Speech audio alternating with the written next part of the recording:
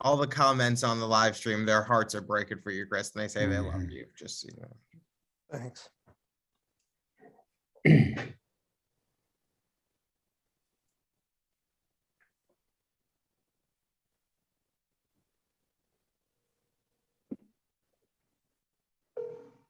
Hey, everybody. I hope our Facebook audience is still with us. This is us. You know, we're all kind of family. We've been knowing each other for a long time. You're live. Hey, everybody. Thanks for joining us on Overtime. We just heard from our good friend, Chris Tritico, at the tail end of the show. Who's now Who sniveling shared like his heart and his mind. And one of the things that he said was his daughter Maria would have wanted him to say exactly what he said in that courtroom, to advocate for that young man. I want to allow our good friends on the panel to chime in here. Let's start with Bob Price. Well, Chris, as I'm sure you know, in 1770, a group of British soldiers opened fire on the citizens of Boston, and there was a mass rush to a trial.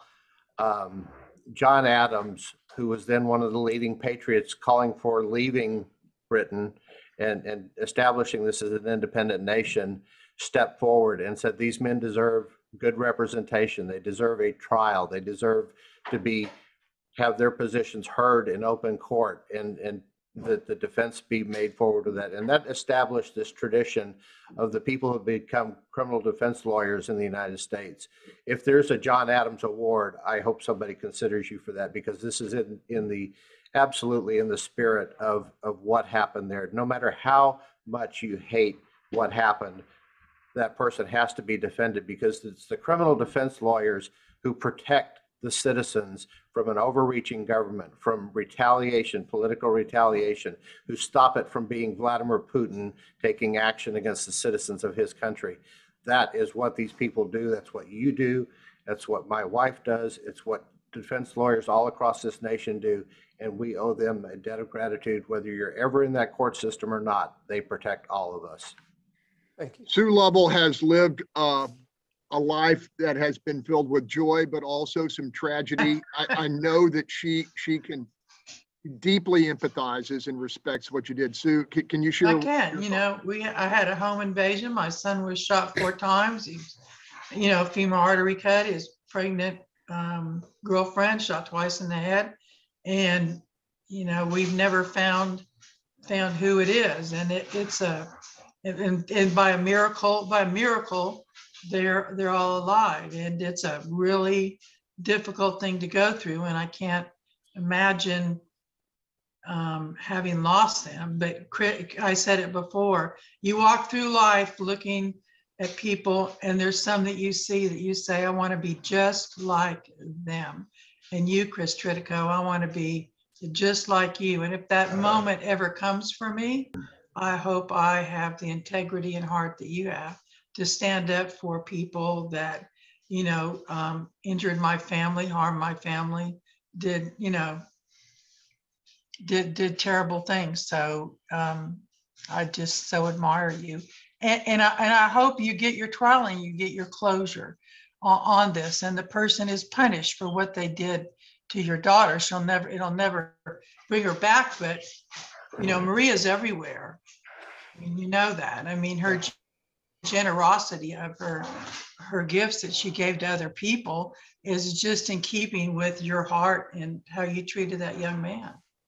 Well, thank you. Bill? I want to second Bob's nomination for the John Adams Award. Yeah, Chris, I said before we went on, I don't normally find myself at a loss for words, but I do find myself at a loss for words in describing how much I admire what you did.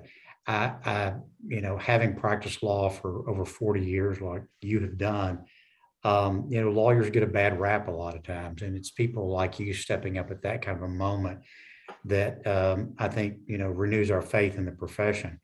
I wish that what you did in that courtroom would be a mandatory, it'd be mandatory for every new lawyer coming out of law school to watch that, because it would say to them exactly what our profession should be about.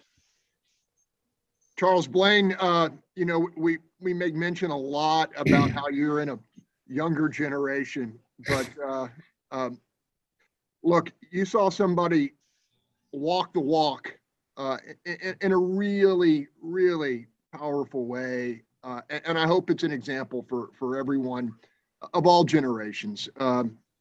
As you watch this unfold, what were you thinking?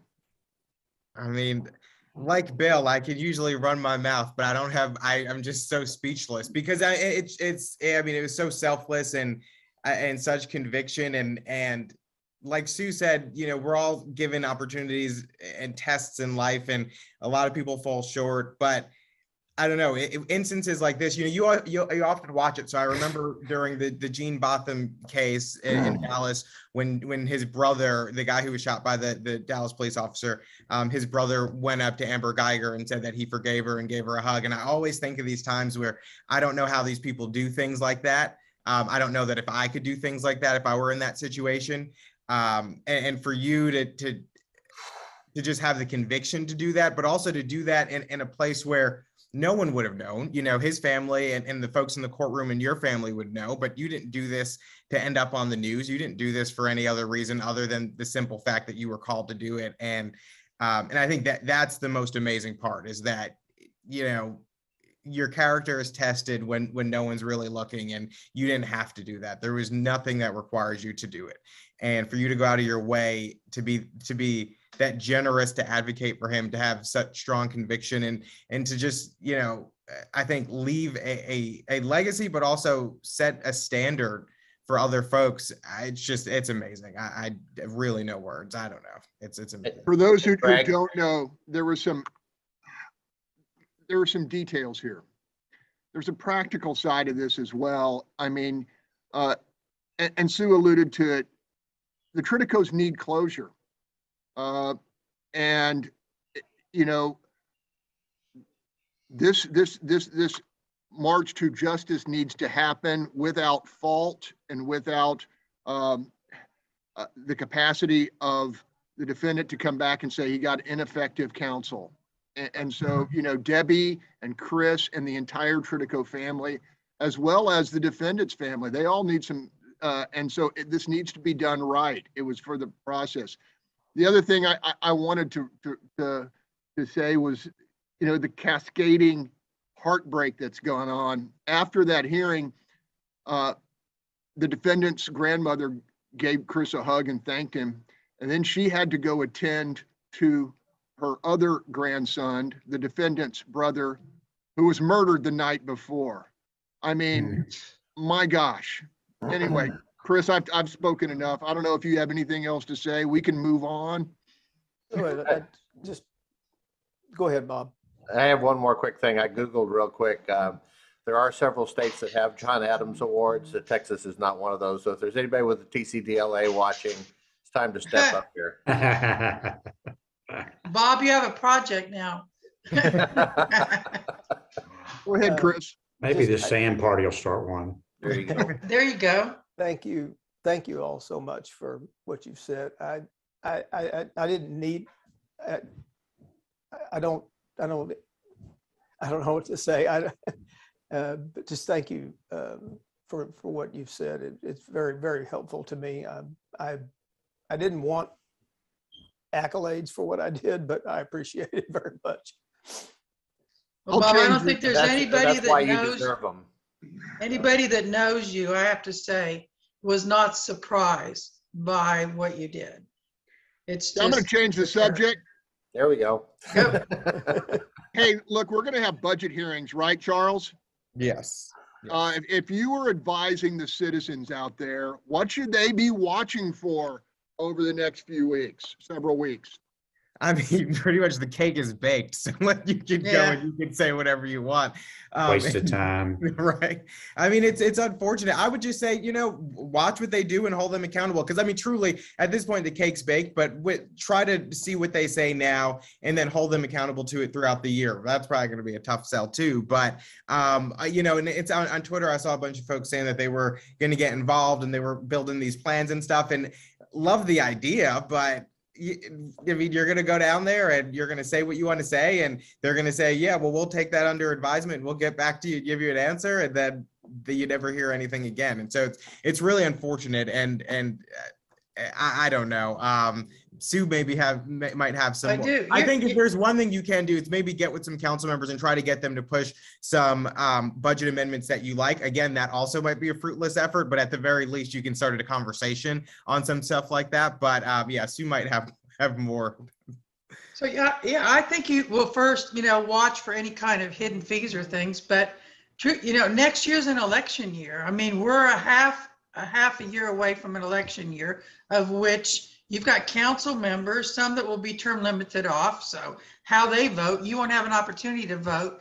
But the people that have to run for re-election again, these council members, they need to start running on their own record, not what Turner's telling them to do.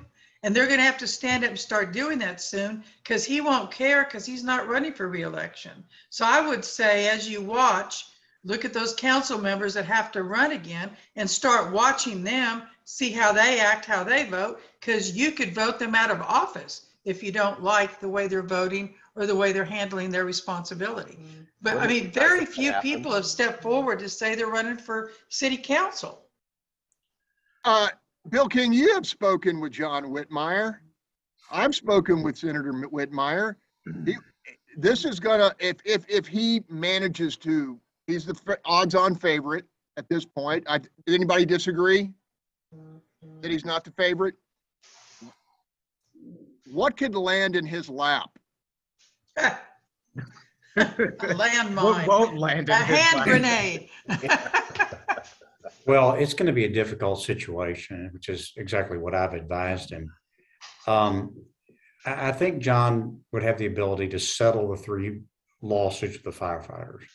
That's really job one, because that's really an existential threat, I think, to the city of Houston. Then I think the second thing that's going to have to be done is we're going to have to finish pension reform, and we need to get out of these defined benefit plans going forward.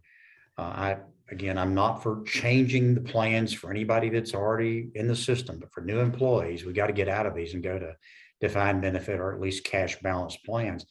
We're playing a gigantic Las Vegas gambling with the city of Houston's finances with these pensions based on what the stock market does. I mean, the unfunded liability went down by $3 billion in 1 year. And I think with $3 billion in 1 year, and I promise you it's back up at least that much right now.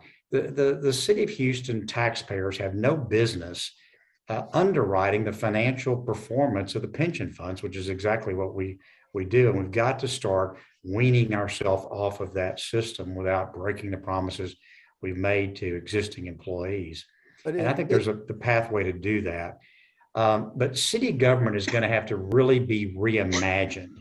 And one thing we need to do is start figuring out how to have the county and the city work cooperatively on more things. There's a tremendous amount of money that's wasted doing that. The other thing that I'm hoping whoever the next mayor will do is to end the pay for play. And stop allowing contractors to finance city elections, because that is an insidious corruption in the system that results in a lot of unnecessary contracts, a lot of contracts that are way too much, and a lot of this water plant out at the Lake Houston where we're double what the budget was. That would never happen in the private sector, but when you're in bed with the people that are doing the work for it because they're financing your campaign, you have this kind of loose oversight. So there's a lot of things that can be done. None of it's going to be a silver bullet, solve the problem immediately, but there's a lot of things that you could begin to put into place that would turn the ship long-term. Can I just add something to what Bill said? One thing to watch out for is Dave Martin said he'll be bringing a budget amendment to change defined benefit plans to defined contribution plans for new employees that are hired after July 1st, 2022. He's going to do a budget amendment for that. So let's see where that goes. I want to acknowledge that the mayor and Chief Troy Finner were up at the White House talking to the president about his crime fighting efforts. We also pointed out that there was kind of a contradiction there. Hey, I didn't put this in the show today because it was breaking news, and as Bob rightly points out, we sometimes rush to judgment a little bit, but there was a terrible incident in I believe Buffalo, New York. We have at least 10 dead. We have a gunman, 18 years old, rifle, military garb,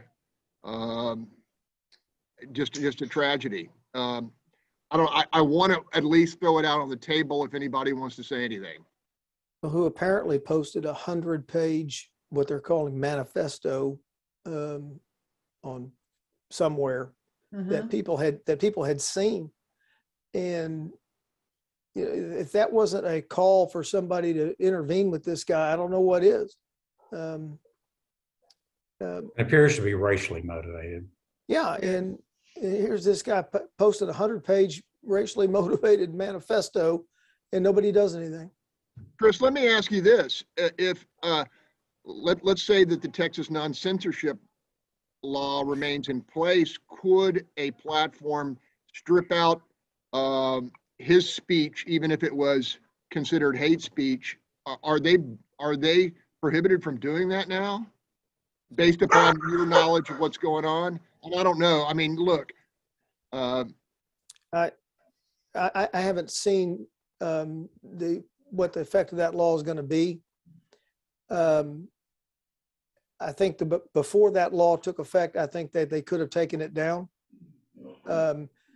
based on the way they were policing hate speech. If the law stays into effect, I don't think they could take it down. or at least without. And I might be wrong on this, but the law allows those who are censored to sue the platform, correct? Isn't that kind of the teeth in the law? Yeah, but you know, that's not my issue. It's just that you've got somebody who's writing 100 pages of racially motivated hate speech that somebody had to see. More than one person had to see, and everybody's going, no problem here. I mean, somebody had to put off an alarm somewhere with somebody. You know, one thing about having all this stuff on the internet is it does give law enforcement the ability to monitor it. I mean, that's if you just drive it all underground. I don't know. I'd love to hear what law enforcement has to say about to what degree does it being out there and they allow them, create a tool for them to start monitoring and trying to intervene in these situations. I don't know. At least go knock on the door. You okay? Yeah. Right. Everything okay here? Yeah, in most of these situations, there's warning signs in advance that are ignored either by family members, people who are reading their comments on Facebook. The Walmart shooting in El Paso was the same way. It's a bad situation where people are, abusing their rights to own a firearm and going out and creating mayhem that has deadly consequences in the community. We don't have the facts on this, whether the gun was legally obtained or whether it was somehow otherwise obtained yet, and we're looking for that information. Mental health issues are consistently ignored in this country, and when you see symptoms like this guy apparently in Buffalo with his manifesto, the Walmart shooter in El Paso with his manifesto, things that publicly exhibit what appears to be a mental health issue beyond pale that are just ignored. The shooting in Florida, the police had been to the house of the shooter several times in advance of that and just seemed to ignore the warning signs, and tragedy happened from there. So people need to step up like Chris did in this trial in Florida. People need to step up and do the right thing. If you see somebody, even if it's a family member, and they're exhibiting these kind of traits, you need to step up and let somebody know. If you see it on social media, you need to step up. But Bob, the question is, what can law enforcement really do before they take an action? I mean, we can't go arrest somebody for believing they're going to commit a crime in the future. I'm just not sure But you can look at their mental health issues, and you can deal with that. No, you can't arrest somebody for what we don't have the thought police. You can't pre-crimes unit like in that movie, Tom Cruise movie. Yeah. But what specific, if let's say if any one of us had a family member that was off acting like this, what specifically do you go move to have them committed? I mean, I just don't know exactly what specific actions you take. So in Texas, if a family member thinks that someone is a danger to themselves or others, they can at least have them committed for 3 days. Right. And that's the minimum that yet you can do. And in this Buffalo situation, I don't know the law in New York, but in this Buffalo situation, if they had that 3-day commitment law and a family member had utilized that, it may have prevented this. Yeah. You see that 100-page thing, and I don't know what it said, but if it was talking about violence against, you would based on what the reports are, you sure would think it would justify a temporary commitment. I just wonder, it's unlikely family members are going to go out and do that on their own, even know how to do it. I think I think there's a process problem here that we've got to figure out. How do we actually, because I agree 100% with what Bob said, is that we need an intervention. Mm-hmm. There are signs out there, but I'm just not sure the process is really in place in a way that works effectively to do something. Because as a parent, if you'd seen this here, what do? You call law enforcement. Well, will they get committed to where? Well, do they get put in jail? You have no idea what's going to happen to your child. You want anything bad to happen, but you're not sure anything good's going to happen. And a lot of bad happens when you call law enforcement in those situations a lot of times, and that's the problem. And look, it is a slippery slope. I mean, at what point in time do you say, well, this speech is enough to get you committed, but this speech isn't enough to get you committed? I mean, some guys out there are saying, I don't like COVID vaccines, and somebody goes try to, have him committed. I mean, you can see where this is a very slippery slope, but there's got to be some red line, because we just can't let this kind of mayhem continue on. We need an education process on this mental health commitment issue. Lana worked the mental health docket in Harris County for over 20 years. And Chris is right. You initially get committed for three days, and then you have a probable cause hearing to determine if there is grounds to hold you or not. And in that 3-day period, the doctors have the ability to find out what's going on and whether they need to be held for treatment. And during that period, it doesn't count against your record. It's not considered a incarceration or whatever, in a commitment to a mental institution at that time. So it gives you the opportunity to get help, to protect yourself, to protect others. We need to educate people about how that process works. And I think a lot of people don't know that, Bob, here, that there's that process. And as a country, we abandoned mental health treatment a long time ago. Correct. And insurance companies don't pay for it, and government doesn't really do anything about it. We just let people that don't want treatment live on the streets and talk to poles and mailboxes. We closed all the mental hospitals in the 60s and 70s, and those people went on the streets and in jail. Right. And the biggest mental health facilities we have are our jails, our county jails.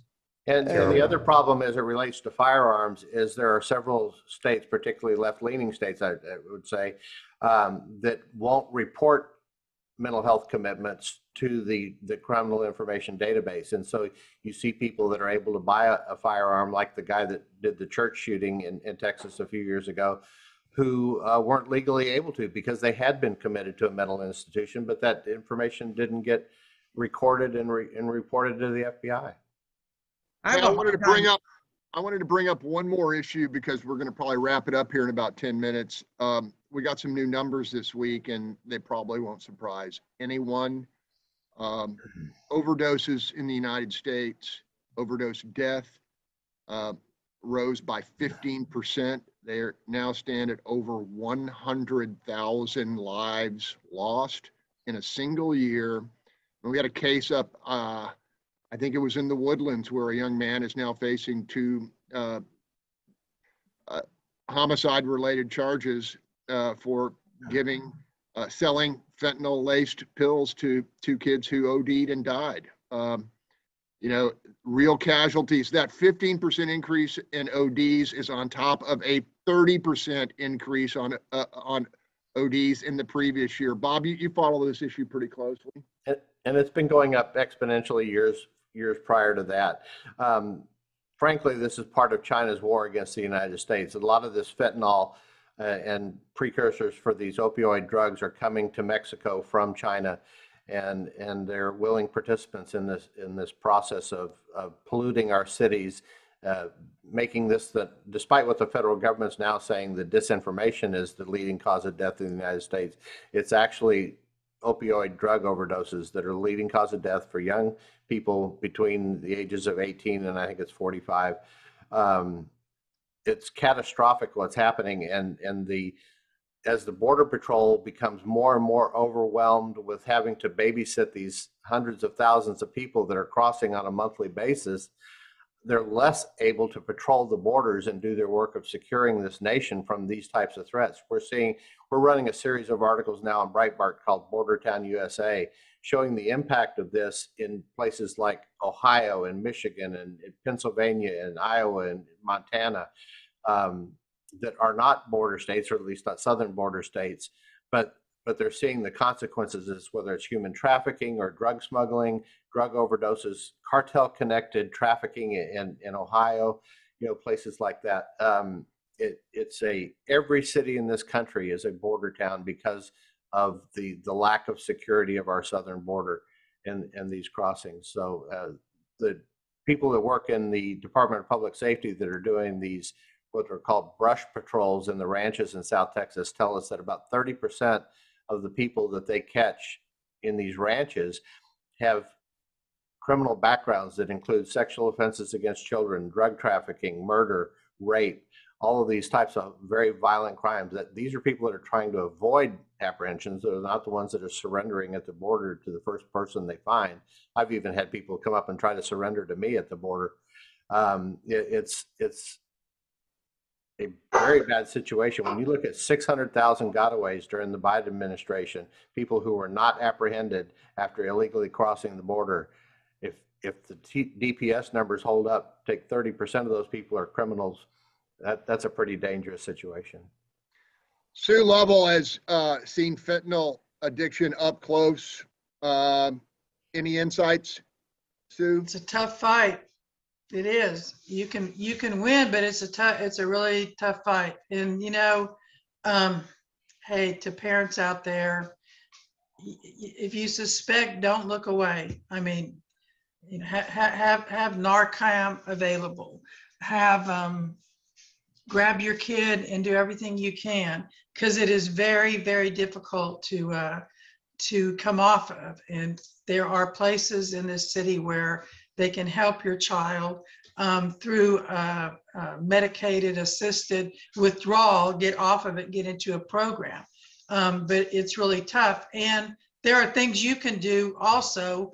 You know, if your kid has a Lyft or Uber account with you and you suspect they're doing drugs, hey, look where that car go. Look where they go. More than likely, they're going to their dealer, and you can actually figure out who that dealer is and call law enforcement and turn them in. I've had parents call me and say they keep going to the same address. Yeah, that's probably their dealer. So you probably need to call the constables and go on over there and see who they are. So hold your kid close and pray for them, but try and get them in a program that can help them come off of this in an assistant way. It's a very, very tough battle. Charles, thoughts? I don't know. I mean, I don't know. I remember the year that I moved here from New Jersey, there was a paper, I think it was the Bergen County Record or whatever New Jersey paper it was at the time, did this mosaic of all the folks who had died that past year from opioid overdoses. And it covered the entire front page. And the number was enough to make up a small town in New Jersey. And so it's been an ongoing problem. And I think now that, fentanyl has increased in being mixed in a lot of these drugs, it's obviously so much worse. I don't know what the answer is, similar to the last conversation. I don't know what the answer is for these kids out there who go and, shoot up a grocery store and kill 10 people. I don't know how you intervene. before it happens, it always seems to be too late when you find out. And what do you do then? Chris Tritico, you're a member of a club absolutely no one wants to be part of. And, the parents of these two kids in the Woodlands, I can't imagine their grief. These problems are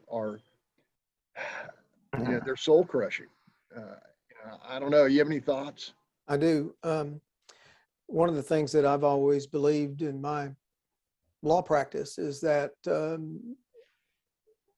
people that get involved in crime fall into a couple of categories. There are people who are just criminals in general, but there are a whole host of people who get involved in crime for reasons other than criminality.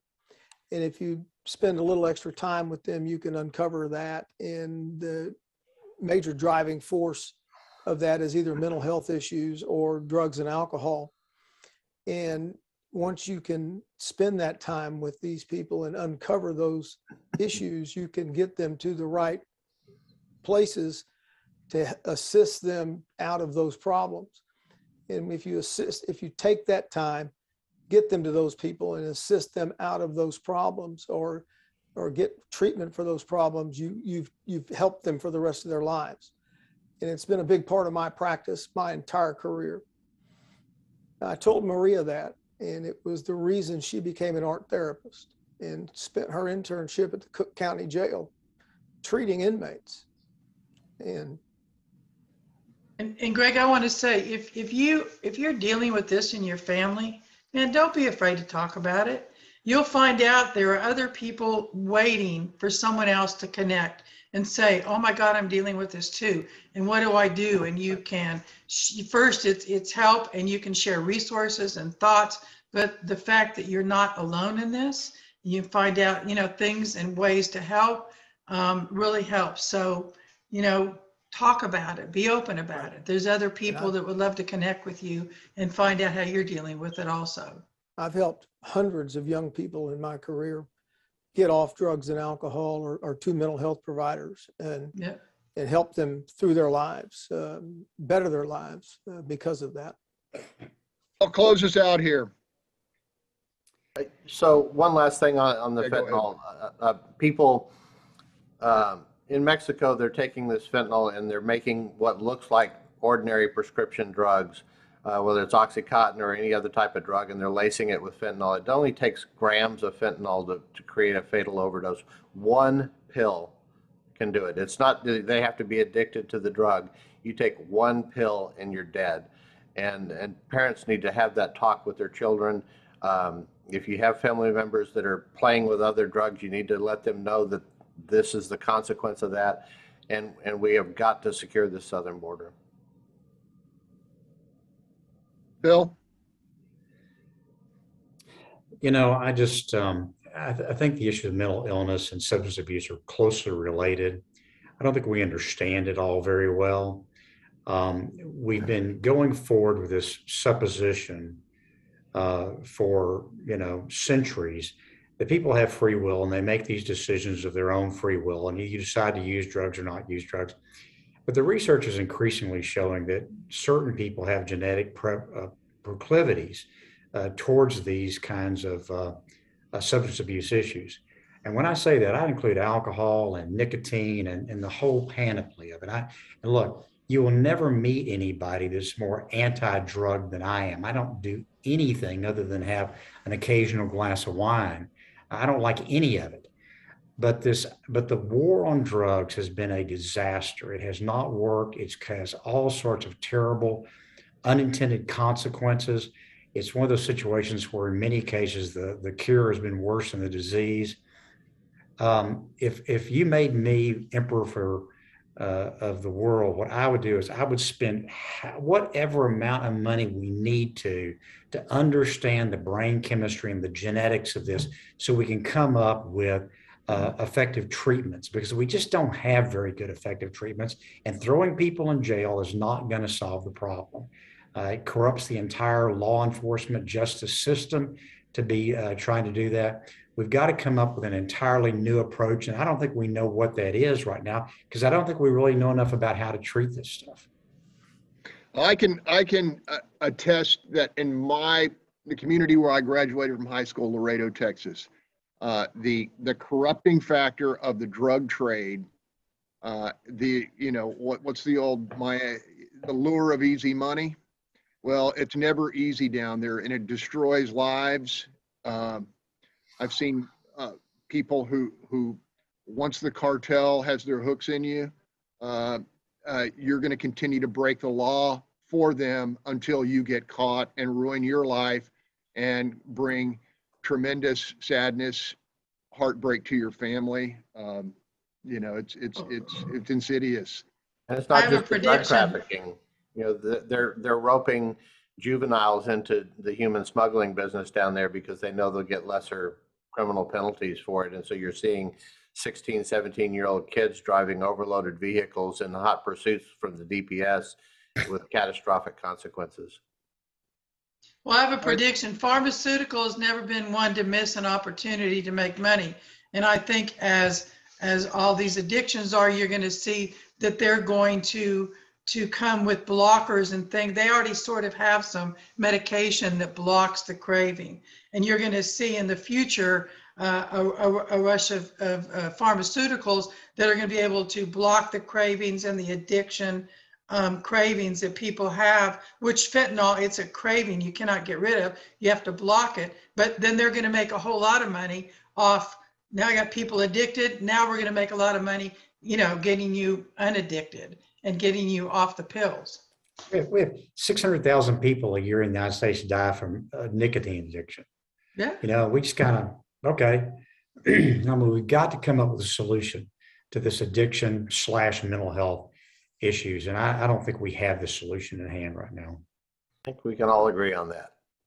All right. On that somber note, bid you all have a great week. Thank you for being with me. You know how much I respect all of you. So, and look forward to our conversations. Y'all have a great one. Okay. See you Have a next good week. Good week. Yeah.